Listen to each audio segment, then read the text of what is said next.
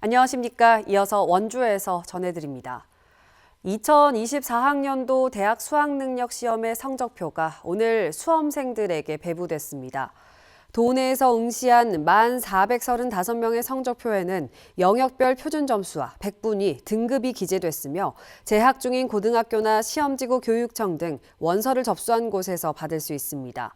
각 학교에서는 성적표를 토대로 수시지원 대학의 수능 최저학력 기준 확인과 정시지원 전략을 짜는 등 입시 상담에 들어갔습니다.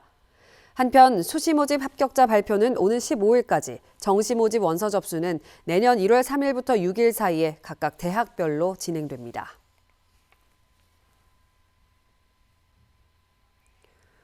올해의 가을은 기상 관측 이래 두 번째로 따뜻했던 것으로 나타났습니다. 강원지방기상청이 발표한 가을철 강원도 기후 분석 결과에 따르면 9월부터 11월까지 평균 기온은 13.2도로 역대 2위를 기록했고 9월은 평균 기온이 20.8도까지 오르며 역대 가장 높았던 것으로 나타났습니다. 속초와 북강릉, 동해 지역의 가을철 평균 기온이 올해 가장 높았고 대관령과 원주 지역도 역대 두 번째로 높았습니다. 영월군 내년도 예산안을 심사하는 예산결산특별위원회가 사흘째 열리고 있는 가운데 오늘은 경제과 등 4개 부서 예산을 심사했습니다. 경제과 심사에서는 전통시장 안전요원 숫자 확대, 드론 인력 양성과 추후 지원, 와이너리 타운 조성과 운영, 펫 힐링 달빛 동물원 운영 등과 관련해 지적사항이 나왔습니다.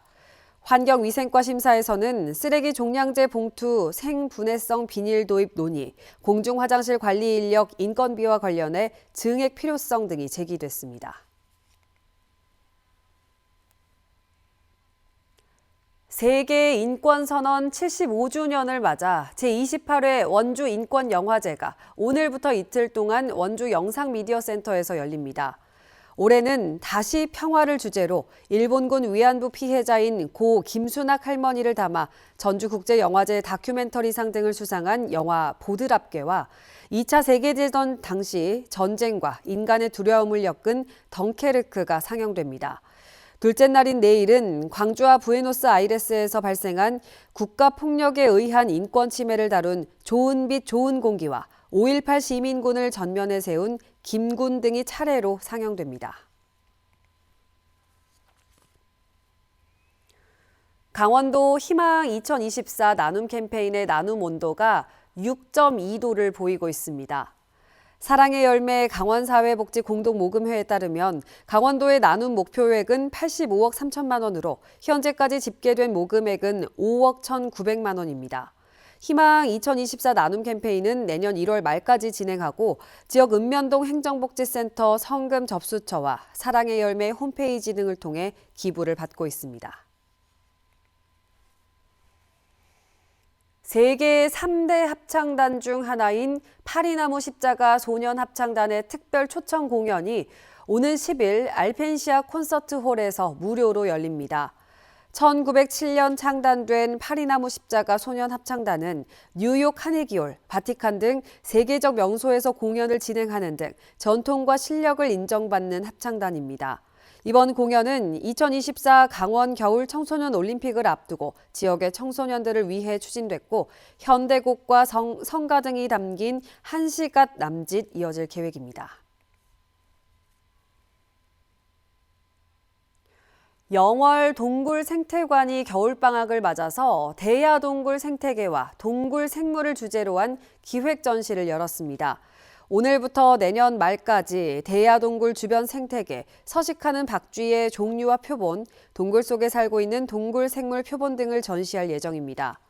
대야동굴은 영월군 김삿간면 대야리에 소재한 석회암 동굴로 동굴 생물이 서식하기 좋은 환경을 갖추고 있어 연구 가치가 높은 걸로 평가받고 있습니다. 2022년 강원도 연평균 가구 소득이 5,948만 원으로 전국 최하위인 것으로 나타났습니다.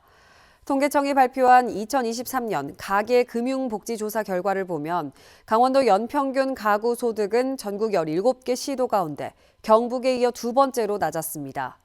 전국 평균인 6,762만 원을 크게 밑돌았고 가장 높은 세종의 8,641만 원의 69% 수준에 불과합니다. 강원 근로소득 평균 또한 3,405만 원으로 전남과 경북에 이어 전국에서 세 번째로 적었습니다.